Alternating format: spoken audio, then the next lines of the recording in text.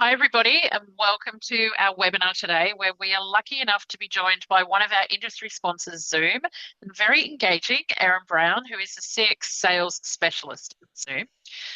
Today's session is all about talking through how smart AI is actually saving customer service. We're going to talk about the different ways it's enhancing that human service offerings within organisations and the impact that this is having. Today's session will see us explore ways that allow AI to feel personal and to support increased organizational outcomes. I can't even talk, Erin, which is what we're all after, right? So we'll hopefully see you all walk away knowing some more things. So knowing how to integrate AI that actually supports and enhances human agents rather than takes over them. Building customer journeys where automation feels personal, not impersonal, which we've all heard a lot about, and leveraging those breakthrough innovations to streamline operations and deepen trust, which again is a huge focus for organisations with their customer groups. So in the spirit of reconciliation, Auscontact acknowledges the traditional custodians of country throughout Australia and their connections to land, sea and community. We pay our respect to their elders past and present and extend that respect to all Aboriginal and Torres Strait Islander peoples here today. Today's webinar will run for approximately 60 minutes, and during that time, with the help of Erin, we hope the session provides some interesting insights to the type of opportunities that are at your fingertips. To round off the session, we'll have QA. As always, we invite you and encourage you to put questions and chat and with comments as we go through. If the comments and questions are relevant to what Erin's talking about, or if they're specific, I'll jump in and we'll ask them then and there. Otherwise, we'll keep them till the end of the session for the Q&A. So I'm Fran Southwood, CEO of Auscontact and your moderator for today. Just some general housekeeping with relation to the session today. As I said, interact. You don't need to take notes, but to maximise the benefit, you've got Erin as a captive audience, so questions are plenty. We'll send you a recording of the webinar as always. So again, you don't need to be scrambling to take notes. If you've got something that you want to comment or again, a question, use the QA button on the control panel. We'll make sure those questions get responded to. If you're listening through headphones or speakers and have any issues, please use the raise hand button and one of the team will jump in and try and help. Alternatively, you can go back to your registration email and use the phone numbers that are provided. So I'm going to stop talking because I know you're not here to hear from me. And I'm going to formally introduce our speaker for today from Zoom. Erin Brown is CX Sales Specialist at Zoom. Erin, thank you for joining us. I'm super excited about hearing some of the opportunities today and really sort of seeing some of that in action and getting your commentary on what you're seeing from other customers. So I'm going to hand over to you. Can't wait for the session. Thank you. Thanks, Fran. What an introduction. I'm really excited to be here, everyone, and a huge shout out to Auscontact for organizing this amazing webinar. I'm really excited to be talking to you guys about two of my very favorite things, customer experience, AI, and I guess the third thing, human connection. How we can utilize AI to actually empower human connection across the enterprise and specifically within the contact center. So really excited. I guess just a quick blurb on myself. I am a CX sales specialist at Zoom. At Zoom, we sell, I guess, a plethora of different products across our stack, but where I sit is very much in the customer experience side of our platform. So what I do day in and day out is I get to speak with individuals like yourself and really understand customer journeys and how we can help you improve how you engage your customers. So again, thank you for being here today. And without further ado, I will kick off. So I want you guys to all, I guess, take a moment and think about the last time you had a truly memorable customer experience. Do you have it? Keep that moment in mind as we go through the conversation today. For me, it was just last week when I walked into my local coffee shop, which is down the road from my house. The barista, Sarah, didn't just make my coffee.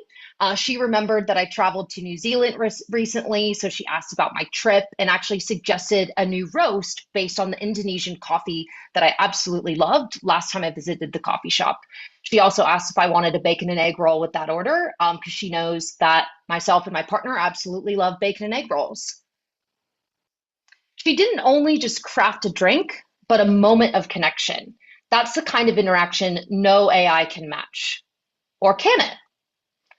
What if I told you that Sarah had an AI assistant that reminded her about my trip, suggested that conversation starter, and recommended that new coffee based on my previous preferences? The warmth, empathy that came from Sarah, but the insights came from AI. No, she didn't actually use AI on her tablet. She was just a really good barista and excellent at creating human connection. But you believed me for a brief moment, didn't you? That's how far AI has come in CX. It's already blurring the line between human intuition and machine perception. So here's a real question for you. Drum roll for the poll. If that coffee shop had used a bot instead of a human barista, how many of you think it would have created the same memorable customer experience? We'll give it a few moments for the poll. Fran, what's your vote?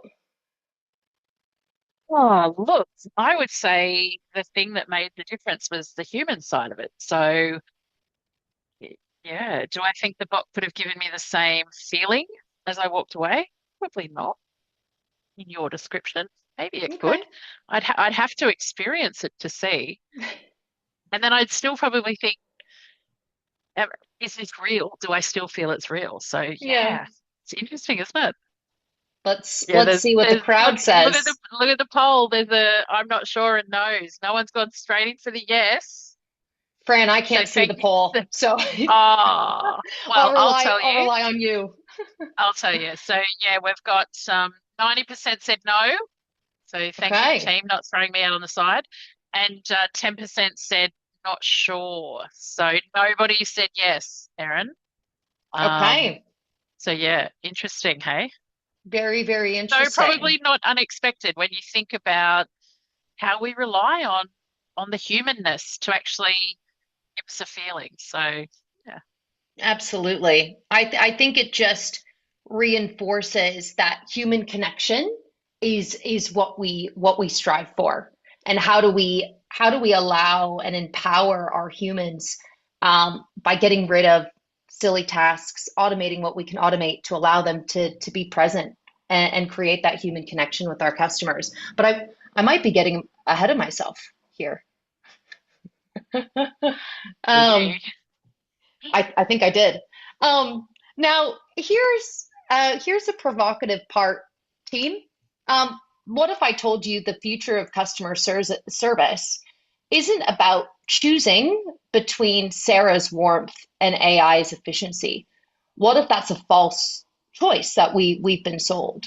Let's challenge some assumptions here. Everyone's talking about AI replacing humans, but what if we're thinking about it backwards? What if AI's real power isn't necessarily in automation, but actually in amplification? The problem with customer service today isn't that we need more AI, it's that we're using AI incorrectly or wrong.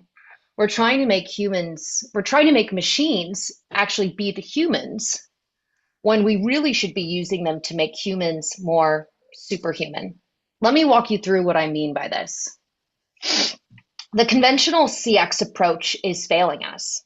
We're building chatbots and voice bots that pretend to be human, focusing on cost reduction through automation and creating frustrating self-service mazes that are all fragmented across different channels. But here's what's actually happening across APAC. Recently, let's take Singapore for example. We had a Zoom Commission study that found 76% of AI natives say businesses should offer AI for faster resolution in their customer interactions. Fair enough. Yet 92% still want the option to be able to escalate to a human agent. a human agent. Even if they prefer using AI-powered chatbots and voice bots and really lean into this self-service, they really still want that option to be able to elevate or escalate to a human should they need to. Turns out people don't want one or the other, they want both. However, we found that this isn't necessarily happening when we look at customer experience and customer service today. Let's take a recent example from a morning consult study in Australia. 86% of Aussies expect AI to escalate issues to a human when needed, but only 38% have experienced this regularly. I mean, that's absolutely huge. That's an absolutely staggering statistic that, 86% of us expect AI to elevate to a human, and that's simply not happening. 38% of people are experiencing a path to be able to go from a self-service engagement and traversing that to a human agent. That's something that I think we all need to work on and think about holistically. So this is where Zoom is taking a really, really different approach. We're not building AI to replace your Sarahs. We're building it to empower Sarah at scale, and you can do it too. So there are three game-changing shifts that make this possible, and they are not far-fetched sci-fi technology. They're already here today, and we can start adopting them ASAP.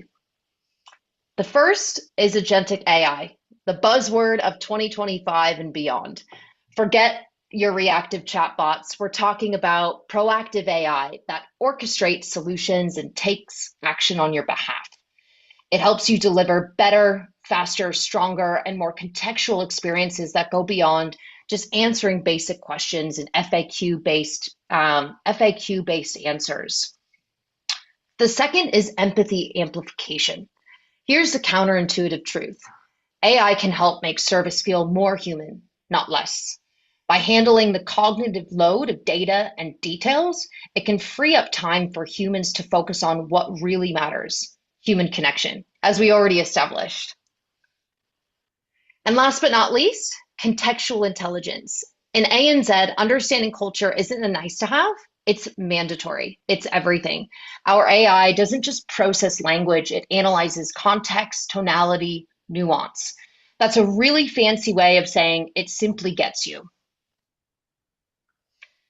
Talking a little bit about what we can offer in this space, Zoom Virtual Agent, which I'll show you in just a moment, combines all of these to deliver fast, personalized support that feels natural and refreshingly human across voice and digital engagements, offering your customers that winning blend of AI efficiency and human empathy.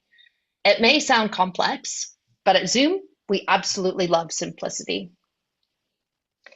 And that's where we have AI Studio coming into the picture.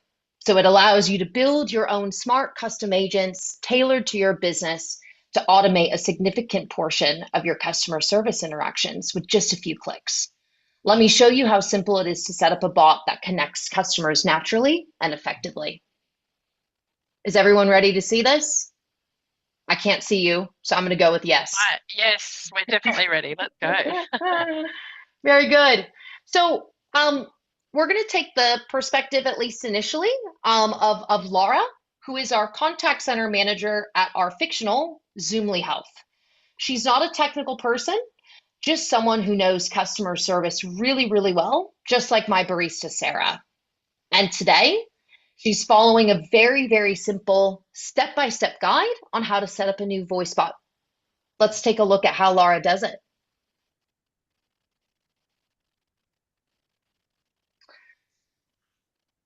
All right, it's going. So Laura clicks to add a new voice bot, and she can select from a custom template or a list of templates that we've created to create a new agent from scratch.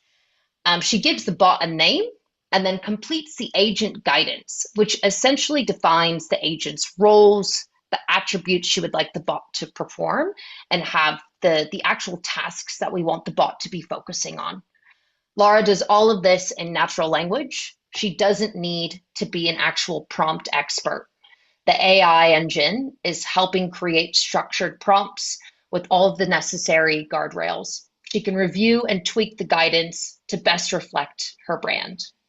She's then able to pick a bit of a voice actor, the voice that will bring her new AI teammate to life with the tonality that is appropriate for Zoomly Health and the tasks that she's going to have this bot completing. She's then able to proceed and configure the source of knowledge, which is basically where the voice bot will be getting the information and providing meaningful responses to the customers. This can be an external website or a PDF from an existing knowledge base provider. I might actually be a bit off on my script here, Fran, so I apologize. I'm a little slow. Um, Laura then assigns the skills to the bot and adds the right handoff of conditions so the bot knows exactly when it is time to bring in a human. Because as we just established, that is the most important part of the self-service journey, is actually being able to elevate to a human should we need to. With a few clicks, the Zoomly Health Zoom virtual agent is ready to go. So what did we see here? No coding, no jargon. Laura didn't have to be a JavaScript expert. She simply entered what she wanted, and Zoom AI Studio helps her structure everything, turning plain language into smart prompts. Now, shall we see Laura's new virtual teammate in action? I'm going to take that silence as a yes. Yeah. Yes. Let's see how the virtual agent responds to our customer, Naveen, who calls Zoomly Health to ask about his insurance coverage. Hello, Naveen. Welcome to Zoomly Health Assistance. How can I help you with your health insurance today? What is covered under the dental care? Oh, that's a good question. I'm going to search for information about dental coverage under your employee health policy. Let me look that up for you. Your policy includes an annual dental benefit of up to $1,500 per calendar year. This covers routine cleaning, fillings, and basic dental procedures at our panel clinics. Any excess amount would need to be paid by you as the policyholder. What about my vision care? Oh, that's interesting.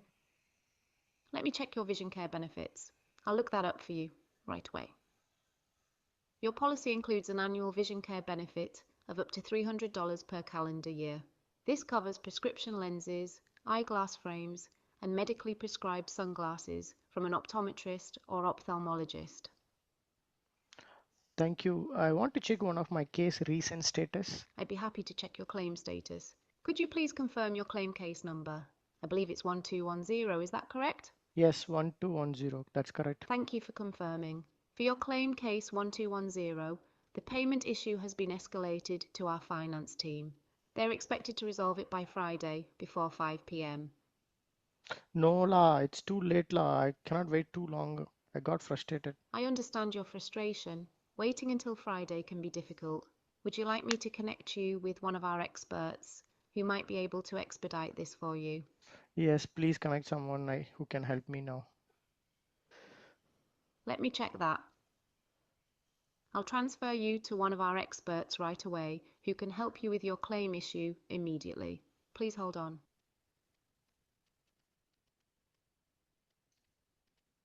I think if the audio didn't come through, Fran would have mentioned. It definitely came through. I could hear it. Very good, very good. So let's break down what just happened here. So first, the voice bot was able to have a human-like conversation with Naveen in natural language, recognized his intent, really truly understood, I guess, the problem that we were trying to resolve during this engagement.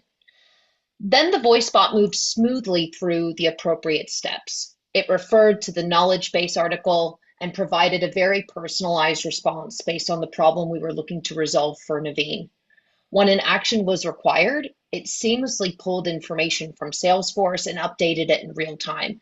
Naveen didn't even have to go look for his case number because we recognized who Naveen is. We were able to tap into his Salesforce profile and refer back to any relevant cases that we could have been talking about at that time. And most importantly, it could recognize Naveen's sentiment and responded in a way that looked like empathy. The bot truly understood that Naveen wasn't happy with the fact that his claim was not going to be processed until Friday. So then we took that opportunity to do what? We elevated it seamlessly to a human and moved it over to a live agent because we understood that he was frustrated and provided that opportunity to really get engagement, and we knew that it required a human to actually resolve this for Naveen. So the live agent working today, we have Megan. She's a part of the Zoomly Health team, and she is using Zoom Contact Center. And even during a live engagement, we can have AI to help amplify her customer service skills. Let's see this in action. When Naveen's interaction arrives, Megan receives an AI-generated summary of the conversation with the bot, providing her context right off the bat. As she answers, she instantly has access to the sentiment of the customer and has access to the live transcript and historical transcript. Now, AI is listening to this conversation and is prompting Megan with a step-by-step guide on how to handle this escalation appropriately. AI continues to work in the background, supporting Megan as she moves through the agent scripts, suggesting possible answers and knowledge base articles.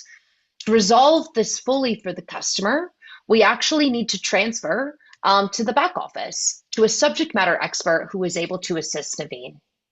After the call is transferred, AI takes care of the wrap-up, auto-selecting the right disposition and adding detailed notes, saving everything in the company's CRM, including the recording link. Simple, seamless, and efficient.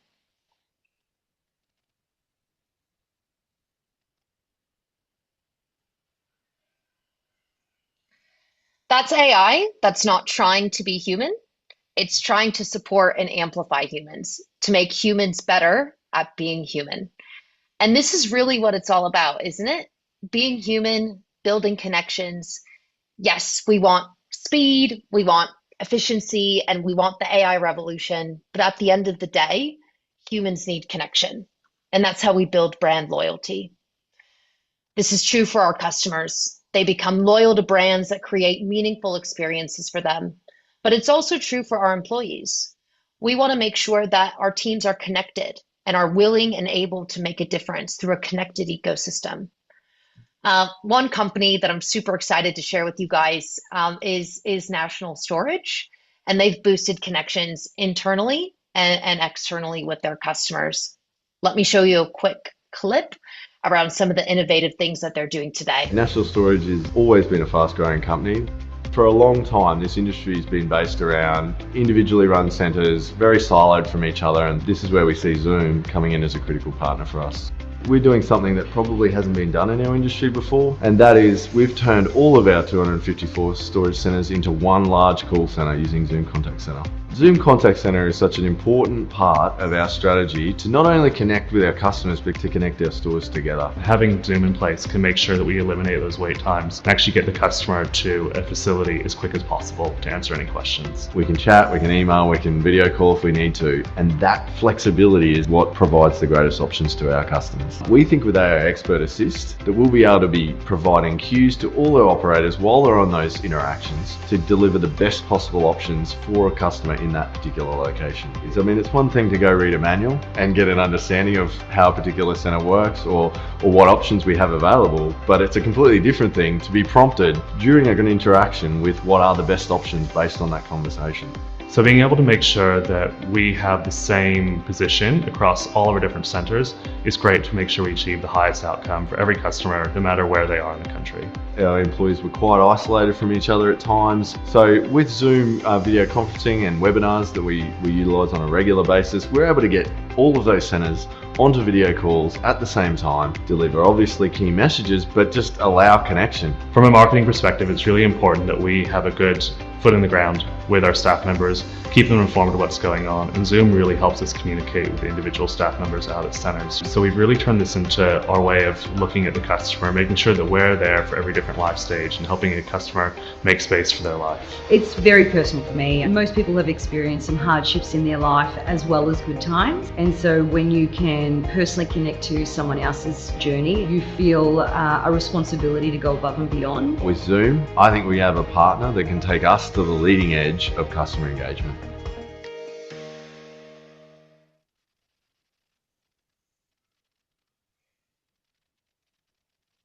Awesome. That video always gets me excited, no matter how many times I've seen it. It's really inspiring, and we're really lucky, I guess, to to be on this journey with National Storage and many of our other customers. So talks like this usually end with advice or action items, but I don't really want to give you a checklist. Instead, I'll hopefully leave you with what I'm going to call mind keys. So they're not solutions or tasks. They're actually more questions that might unlock something new and different about how you think about AI and your CX journey. So, what changes? What changes if you stop asking, where can AI replace humans? And instead ask, where can AI amplify us? Second, if AI could take the weight off your agent's most routine and redundant work, what's the remarkable human work they would finally have the space to do? And finally, AI is just a tool. The real shift is in how we choose to see it. What would it take for you to rewrite your own CX playbook? Remember Sarah, wrapping it all together? That level of intuitive, personalized service is possible at scale, and it starts with changing how we think about AI.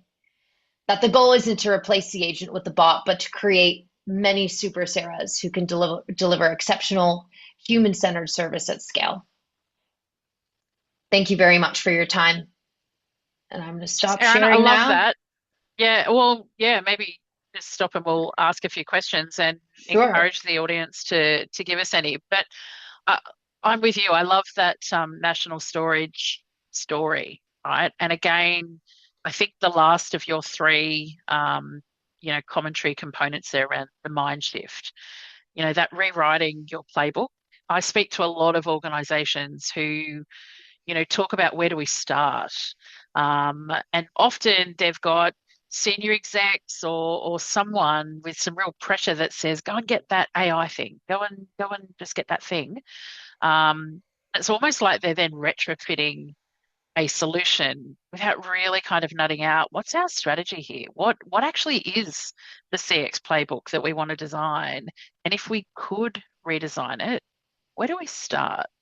Are you seeing organizations think more strategically now before jumping in? Because I know we've had lots of conversations about the market in Australia. There's a lot of almost we're not quite ready to jump in yet, or we've got a fear of missing out, but we also don't want to jump too quickly. Like there's kind of this, push-pull thing. But are you seeing organizations really start focusing now on that strategy, really getting what is it we want that customer experience to look like? And how do we then design the solutions around that, as opposed to here's a solution, where can we shove it in the CX design that we already have? Are you seeing people sort of mature in their thinking? It's a really good question, Fran. And I think the big thing that I'm hearing, from customers is exactly what you said. There's C-level initiatives for AI to be adopted in the contact center across the enterprise. And people don't really know where to start. So I guess me with my CX hat on, when we talk about AI adoption, I always recommend start with your agents. And there's a few pieces as to why. So if you think about an agent, not only are they dealing with your customers, but they're really hands-on with process. So if we can actually look at the agent's process and figure out small, easy ways that we can remove these redundant tasks, it gives us insight into how we can make them bigger, faster, stronger, but it's also going to highlight broken process. And if we have broken process, I don't care how much AI you front load to your humans, if your process is broken, your customers are going to feel that, regardless if it's front loaded with an AI voice bot or a chat bot. So waffling on, start with your agent, understand process. Are our processes broken? If yes, we need to fix them. And we need to understand what are these tasks that we can automate with AI and make our agents bigger, faster, stronger. That is like point one. When I'm speaking with customers, I talk a lot about buckets, Fran. So anyone, I can't see who's on this call, but if anyone has spoken to me previously, I'm huge on my buckets. I say your first bucket is make your agents bigger, faster, stronger. Then use AI. Your second bucket is what I call understanding the why. When we can understand the why behind our customer engagements, we can make meaningful business decisions around how we can improve our customer journeys. And then that third bucket is CX. Now that we've made our agents bigger, faster, stronger, now that we have AI outlining the insights, voice of customer, trends, indicators, we now have the information to front load and create that ideal CX journey as to how we want our customers to traverse across the enterprise and resolve those inquiries in the best way. I'm hoping I answered your question in No, a really you did. in a long-winded way, talking about buckets. No, I think it's a really important point though, right? Because I think, whether it's the introduction of AI, whether it's the implementation of a new CRM, you far too often hear stories where, life post implementation doesn't quite match, kind of the big dream, right? The magic. But when you get underneath it, it's that they just picked up what wasn't already working in current life and dropped it into a new CRM or applied it or put AI across the top of it, but it was still already not working. So there's no strategic thinking that's got into, okay, how do we optimize this? How do we make it that it is a streamlined and effective customer journey? Quite often I hate to think how old some of the customer journey or customer experience mapping is. And again, we think a new piece of technology will magically make that different.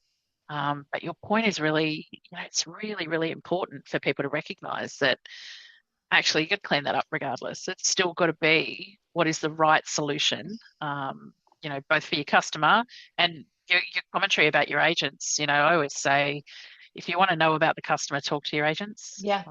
And a lot of organizations miss them. And you could ask any single one of your frontline agents and they will tell you the 5 biggest problems your customers are having. And they probably have ways to solve them. They've probably told you 100 times and we probably haven't listened. So and they would have insight to those clunky processes, the tentacles that they have to grab into, however many odd different systems to complete that process. They really do have a good view around that why. So agents first. So if you think about your buckets and you think about that strengthening or superhuman humans, what are some practical ways to really start getting underneath that? So if you think about, that real sort of, we're not erasing humans, we're enhancing humans. What are some practical ways organizations can actually make sure that, that they are actually doing that and they're getting ready for it? And maybe it's some of their foundation work that they really need to think about. But where would they start to even address that people bucket? Yeah, that's a really good question. And this honestly might sound rudimentary, but I cannot tell you how many customers that I speak to on a daily basis where their knowledge is broken, fragmented in a bunch of different places. So not just like knowledge, but also like process guidance. So if a customer is coming in with a specific inquiry and it's a little bit complicated, they have to go digging around to try and find that process. A lot of them still have to shoulder tap, their manager, or, if they're sitting next to someone, shoulder tap someone in the contact center, which, as we know, that is becoming harder and harder because we run hybrid work environments. Not everyone is on site all the time like we were pre-COVID. So having someone whether it's a person or if it's, depending, I guess, on the size of the organization, sometimes you have a knowledge team, right? But we really need to make sure that like your knowledge management strategy is defined. So where is that knowledge going to live? Is it hygienic? Who is uploading it? Who is making sure that it's up to date? And then that's step one is making sure that that is hygienic and clean, because I don't care how many AI tools you throw at an organization, if your knowledge or your systems, your third-party systems are unhygienic, or if the data is not clean, you're just pumping out wrong information to the agents and to your customers. So that's step one for me, Fran. I don't know, agree, I totally disagree? agree with that.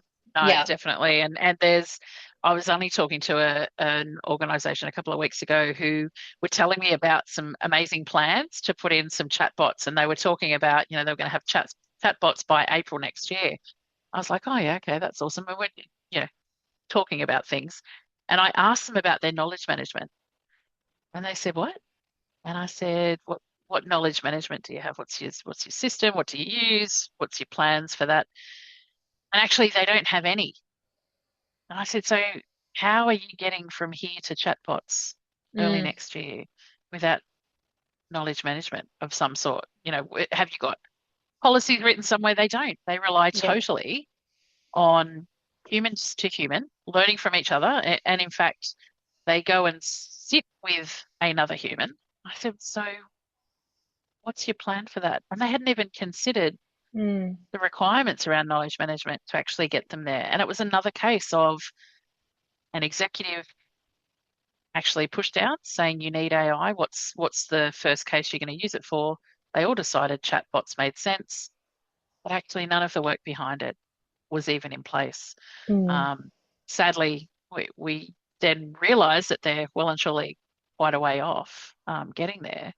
But there is this gap around optimizing, as you say, the hygiene of the knowledge. So critical. I mean, even like we've gone through this transition of, voice bots and chat bots, um, doing more, I guess, FAQ based responses, and we've progressed to agentic natural language reasoning, memory orchestration. Regardless, if we're talking about RAG or agentic, it's learning from somewhere. And if that somewhere is not accurate, you're just pushing out inaccurate to agent, customer. So start with Start with your knowledge. knowledge. Yeah, And again, and you've got like, one chance, really, don't you, to build trust. It takes a long time to build trust. It takes a second to lose it. So, yeah, and, again, the misinformation doesn't help.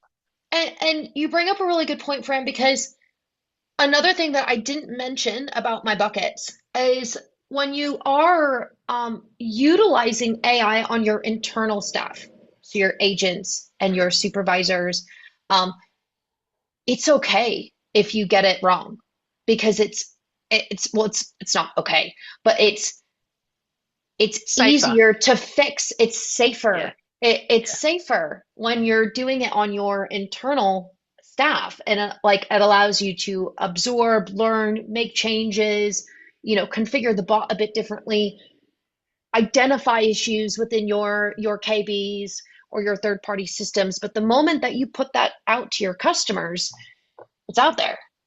So a Yeah. bit less friction on starting internal.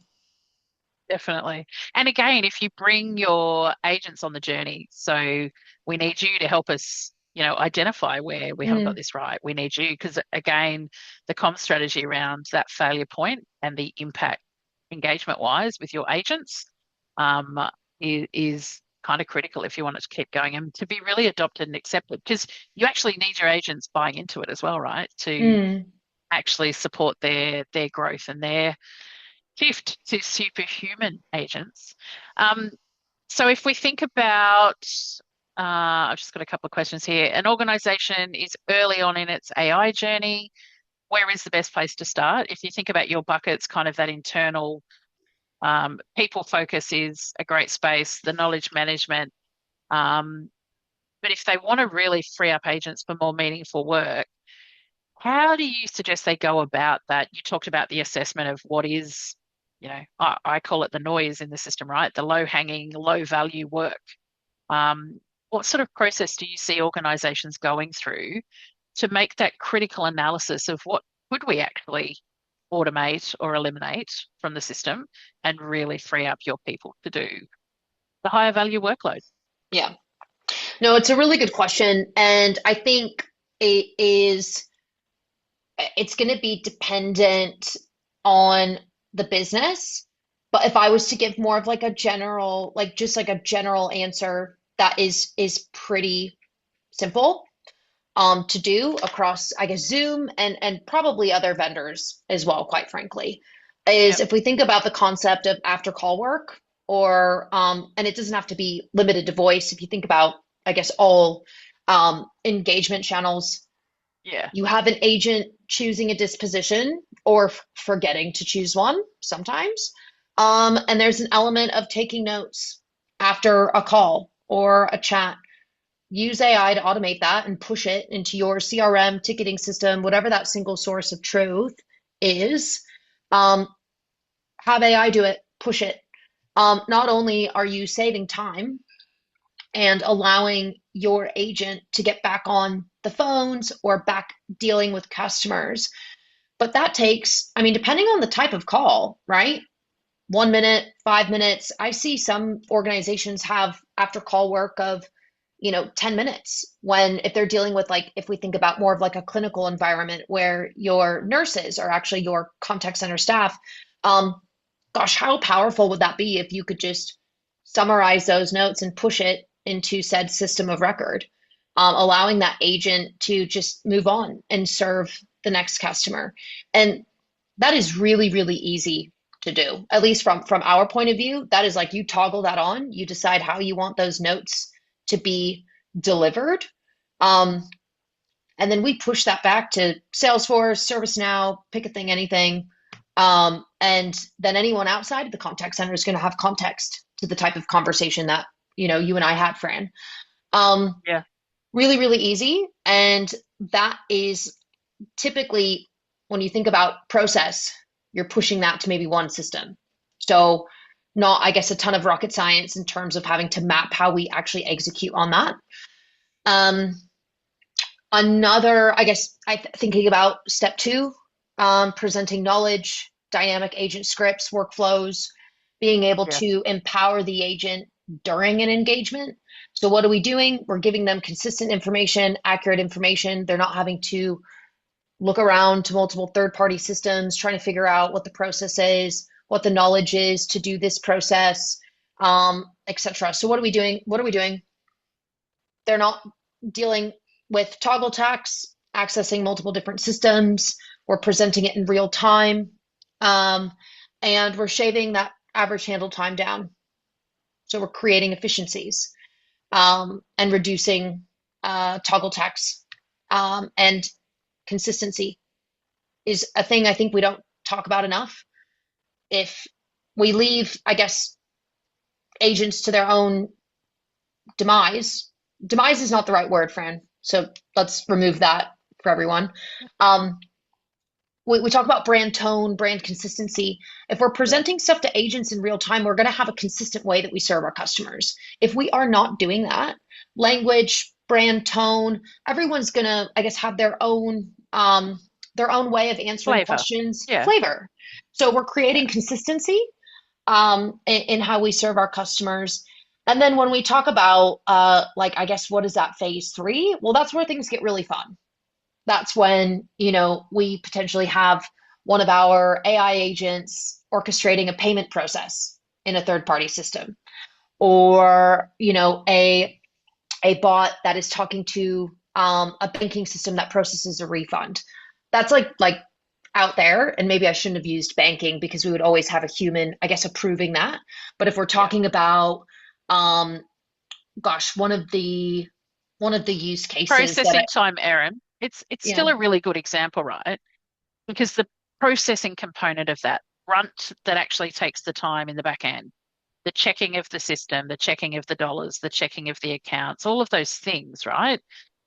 Yes, we still then have a human at the end of it. We've seen far too much in the media, far too much at things like Senate estimates to recognise, the risk that some of that Yeah. carries, and organisations have an appetite to streamline and be more efficient with the doing. But actually, they want that decision-making point still to be overseen by humans. So I think even though it comes with the regulatory and the risk profile that it does, banking, insurance, etc., superannuation, they all want still a human at the end. Yeah. But actually, do I really want that human who I am saying is a superhuman with the right decision making, the judgment, etc., etc.? Do I want them copying from one account to another from one system? Do I want them doing the toggle text? Do I want them doing that? If I could avoid it, I would. If what I could give them is more of an advisory, here is an outcome that has been done, check it's correct, check, apply your judgment. So again, I think it's still a really good example, right? To be able to utilize some of the processing components in the back end of a system to a flow that actually resolves them much more quickly. Absolutely. Because we know the time to serve, which, for a customer, I was only talking to somebody this morning and they were talking about, Fran, what sort of standard should we use when we're talking about repeat callers? And again, it was all about reporting and how do they get underneath it and what's that sweet spot. If you think about the time we apply, and organisations will say, but that's just the time it takes, that's our service standard, et cetera, et cetera. But if you could move that dial from it takes 7 days for us to process a refund just because it actually takes time to escalate, to move, to shift, to traverses across different business units. Correct, right? Because of your need to have risk separations across roles and things like that. If you could actually have it that all of that is removed, and what takes the time is we still want a human to have some oversight. Of course. Suddenly that repeat caller impact in your system, suddenly the call load that is actually really low value, because all it is a frustrated customer, the growth in frustration and aggression in call loads, suddenly they're being actually dealt with in a really different way. You're addressing it at the front end.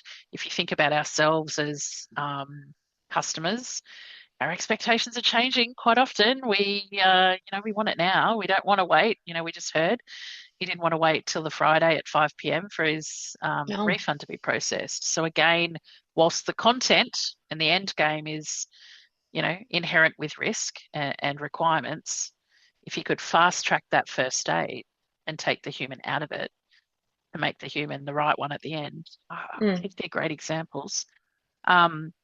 Particularly for freeing people up for more meaningful work. And if we only have to look at the profile across most organisations, regardless of industry, the level of vulnerable customers and higher need customers is on the increase. It's not likely to change.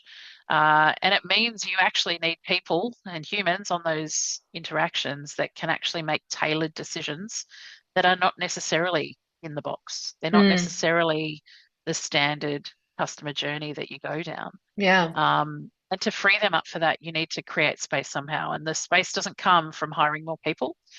Correct. We know it comes from, creating efficiencies. Absolutely.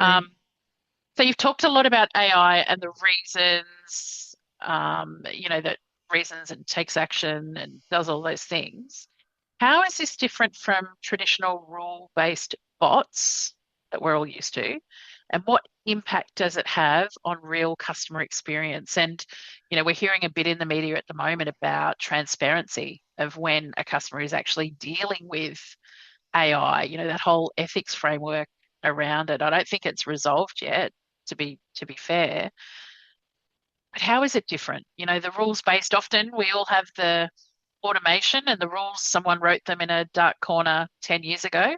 I would hazard a guess that many of us don't go back and recheck that they're still relevant and they're still valid. And, case in point, some of the media noise that we've heard is because of that very thing. But yeah, what's that difference? Sure. So to maybe go back to something that you said around transparency and trust, um, it's always a good idea to let your customers know that they're dealing with a voice bot or a chat bot. Like it's always good to be transparent and create that trust. That's point one. When we talk about, I guess, rule-based versus agentic, if we think about utilizing more RAG framework and the bot is effectively interrogating a knowledge base article. It's extremely straightforward. If you ask this question, you're going to get this answer. Following rules, almost like a glorified decision tree. And I do think there is a place for that depending on your industry. So if we were to flip this, so I guess if we're progressing more down the agentic framework, it still is, learning and querying knowledge base articles, but it responds using natural language. It's less robotic.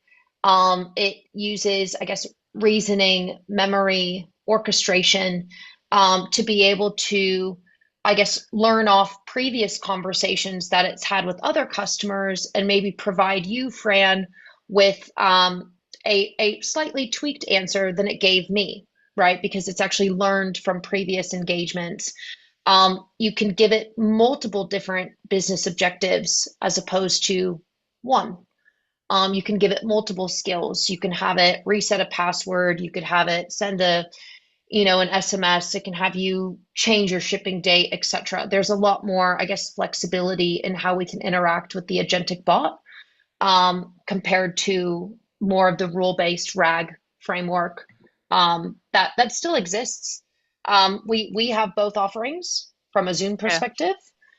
I'm hoping I answered your question. No, you are. And you said in that response, though, that there's some examples where it still makes a lot of sense to just have Sure. that automation. Can you give us some examples?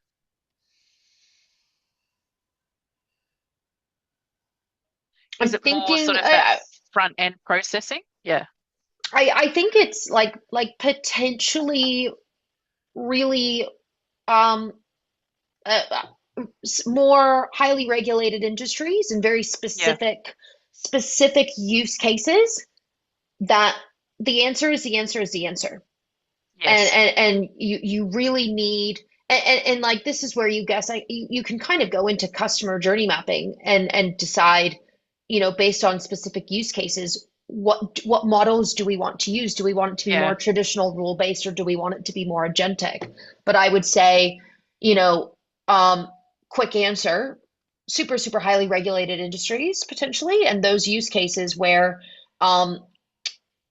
maybe they're querying legislation or things of that nature that you don't want the bot to potentially misinterpret or use natural language and hallucinate, for lack of a better word, right? Yep. Yeah, no, that makes sense. And if I think about government services where you can interact online, but in the background, there are very, very specific rules about what must be provided. There's no grey. Having a tailored approach doesn't necessarily suit that. Whereas if you provide all of these things, we can go to X, Y, and Z. So no, it definitely makes sense. Are you seeing, or tell us about an organisation you're seeing that is really going to that next level? So you talked about your buckets. They're doing the great things with their agents. They've got great knowledge management sorted out. They're really then focused on what does that CX evolution look like for them? What's that new playbook?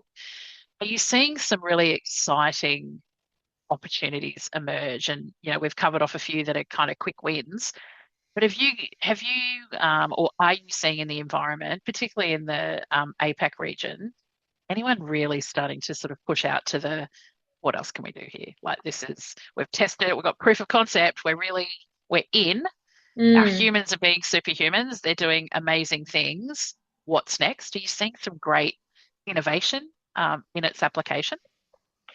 So I'm actually seeing this across a few of our customers, and it's really leaning into uh, proactive and predictive. Yep.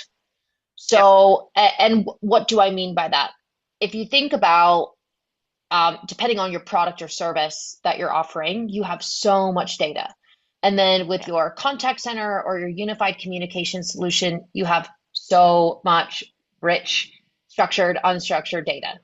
So, how do we, I guess, kind of tap into product or service data to understand, you know, if we have an issue with something, can we predict that we're going to get an influx of calls or chats?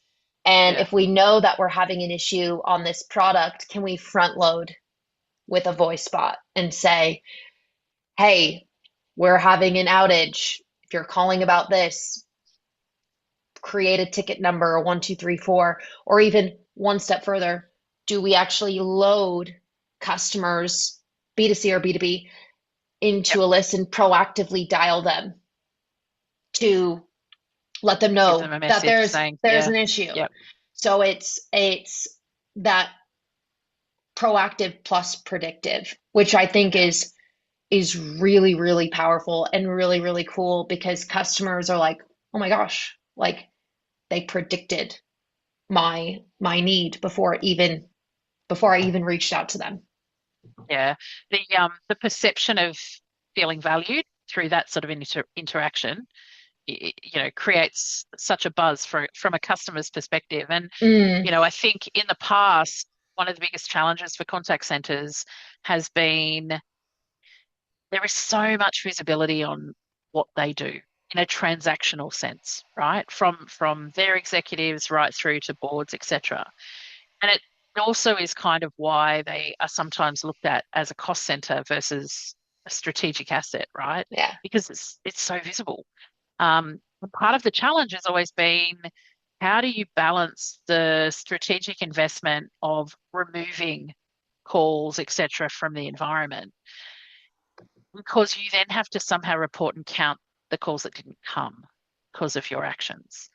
Suddenly, the opportunity with AI and the deep ability to really look at data and analyze and be proactive and think differently about the interactions Mm, means that there is a whole new layer of narrative that can be really built into what is used internally to continue to build support and investment from the people that actually are within the contact center or service delivery functions. So yeah.